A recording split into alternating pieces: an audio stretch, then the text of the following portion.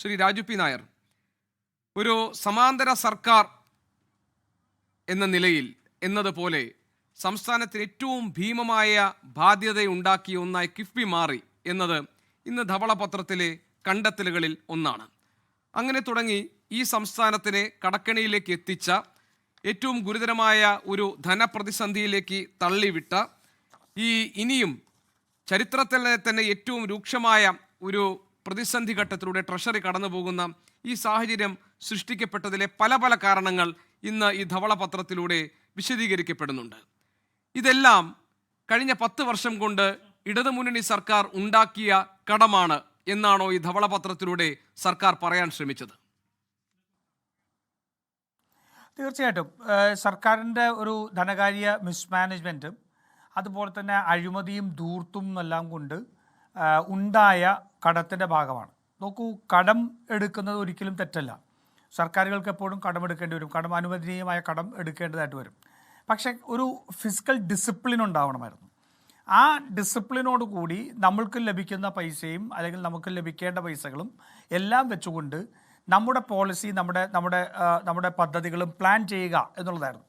പക്ഷേ ഇതിൽ എല്ലാ തരത്തിലും ഈ പദ്ധതി പ്ലാൻ ചെയ്യുമ്പോഴെല്ലാം വലിയ രീതിയിൽ ജനങ്ങളെ തെറ്റിദ്ധരിപ്പിക്കുന്ന രീതിയിൽ ഉള്ള ഒരു പദ്ധതി ആസൂത്രണമാണ് നടന്നിരുന്നത് എന്നുള്ള കാര്യത്തിൽ യാതൊരു തർക്കവുമില്ല. ഇപ്പോൾ ഇന്ന് ബഹുമാനപ്പെട്ട മുഖ്യമന്ത്രി സഭയിൽ പറഞ്ഞപ്പോൾ തന്നെ പറഞ്ഞല്ലോ, ഈ വരുന്ന പ്ലാൻ 35,000 കോടി രൂപയുടെ പ്ലാൻ 20,000 കോടി രൂപ ക്യാഷില്ല.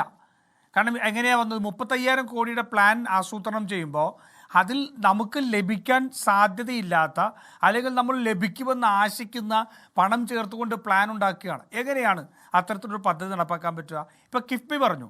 കിഫ്ബി ബഹുമാനപ്പെട്ട ഇപ്പോൾ നമ്മുടെ ചർച്ചയിൽ ചേരാൻ പോകുന്ന ശ്രീ തോമസ് ഐസക്കിൻ്റെ ആശയം കൂടിയാണ്.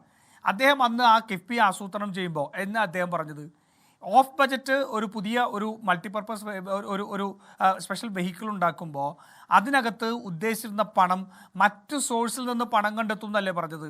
എന്തായിരുന്നു മറ്റു സോഴ്സിലുള്ള പണം? ആദ്യം ഇത് പ്രഖ്യാപിക്കുക പറഞ്ഞത് ചിട്ടി പിരിച്ചു പണം ഉണ്ടാക്കും.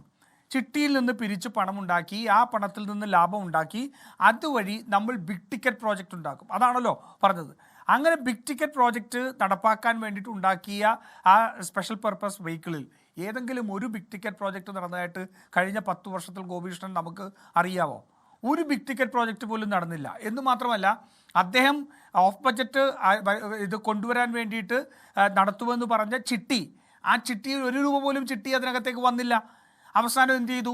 നമ്മുടെ ബജറ്റിനകത്ത് വരേണ്ട നമ്മുടെ തനതായിട്ടുള്ള വരുമാനം എടുത്തുകൊണ്ട്, അല്ലെങ്കിൽ നമ്മുടെ മോട്ടോർ വെഹിക്കിൾ ടാക്സ് ഉൾപ്പെടെ എടുത്തുകൊണ്ട് കിഫ്ബിയിലേക്ക് വകമാറ്റുന്ന സാഹചര്യം കണ്ടു. എന്നിട്ട് എന്താ ചെയ്തത്? ഏതെങ്കിലും ബിഗ് ടിക്കറ്റ് പ്രോജക്റ്റാണ് ഉണ്ടാക്കിയത്. സ്കൂൾ കെട്ടിടങ്ങൾ, കക്കൂസുകൾ, അതുപോലെ തന്നെ പാചകമുറികൾ മുതൽ ഇങ്ങോട്ടേക്ക് നമ്മുടെ PWD വകുപ്പ് ചെയ്ത് കൊണ്ടിരിക്കുന്ന പ്രവർത്തനങ്ങൾ മുഴുവൻ കിഫ്ബിയിലേക്ക് മാറ്റി. എന്താ? ഇവർക്ക് പൊളിറ്റിക്കലായിട്ടുള്ള കമ്പൾഷൻ വന്നു. കിഫ്ബിയിൽ ഇത്രമാത്രം പ്രോജക്റ്റുകൾ ചെയ്തു എന്ന് ജനങ്ങളെ ബോധിപ്പിക്കേണ്ട കമ്പൾഷൻ വന്നു. ചുരുക്കം പറഞ്ഞാൽ എന്ത് സംഭവിച്ചു?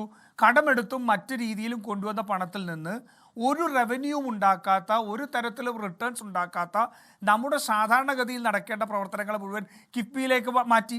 കിഫ്ബിയിൽ മാറ്റിയിട്ട് അവസാനം ആ പണം എന്നിട്ട് അതിന് പണം എത്രയാണ് കണ്ടത്? നമ്മുടെ ലോകത്തൊരിടത്തും ഇല്ലാത്ത രീതിയിൽ 9.72% നമ്മൾ പല പ്രാവശ്യം ചർച്ച ചെയ്തിട്ടുള്ളതാണല്ലോ. അത്തരത്തിൽ പണം കണ്ടെത്തി ആ പണം ഇതിനകത്ത് ഉപയോഗിക്കുന്ന സാഹചര്യം ഉണ്ടാക്കി.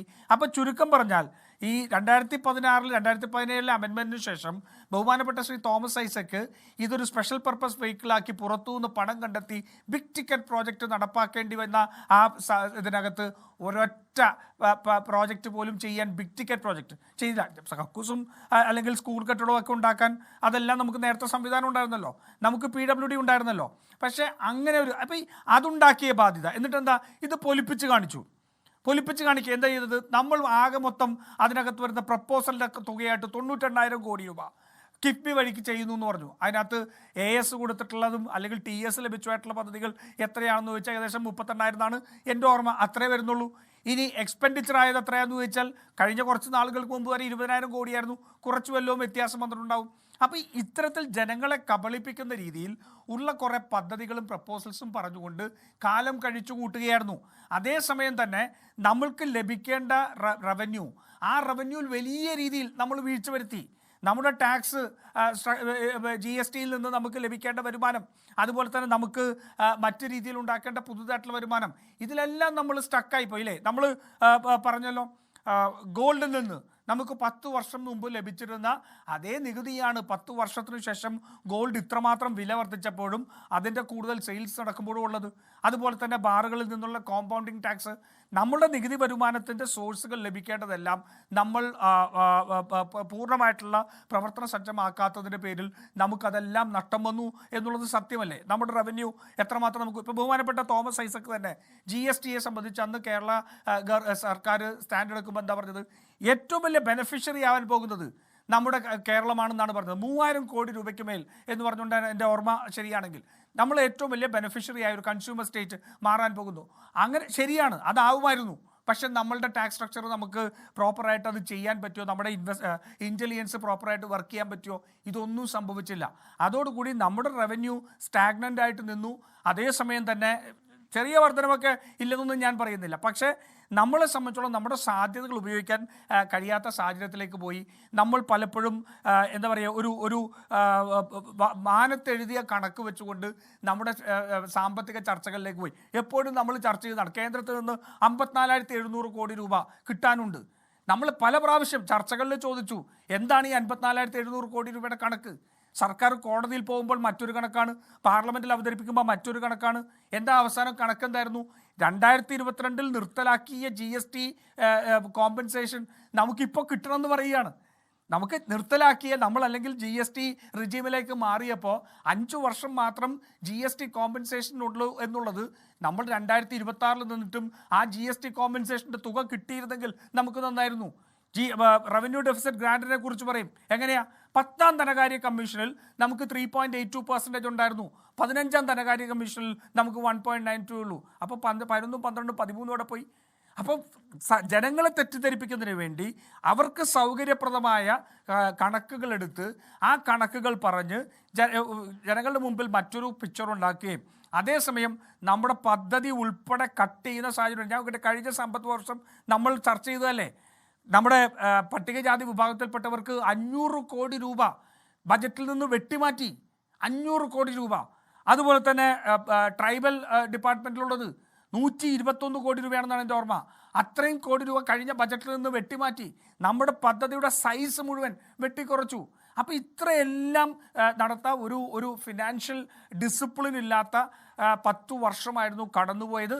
അത് തീർച്ചയായിട്ടും നമ്മുടെ സമ്പദ് വ്യവസ്ഥയ്ക്ക് ഏൽപ്പിച്ചിട്ടുള്ള ആഘാതം ചെറുതല്ല.